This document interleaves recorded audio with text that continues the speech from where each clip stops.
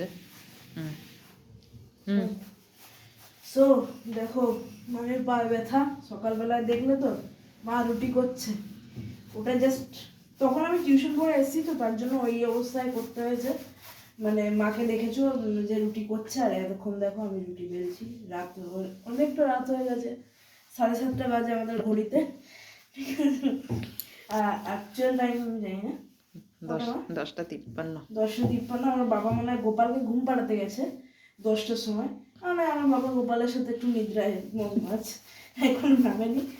শেষমেশ বাবার রুটি করার কথা ছিল, আমি রুটি বেলছি, ততক্ষণে যদি বাবা চলে আসে তাহলে আসলো, না আসলে রুটি করব, মা বেটায় খাবো, ঘুমিয়ে পড়বো, তাই না মা? এ এ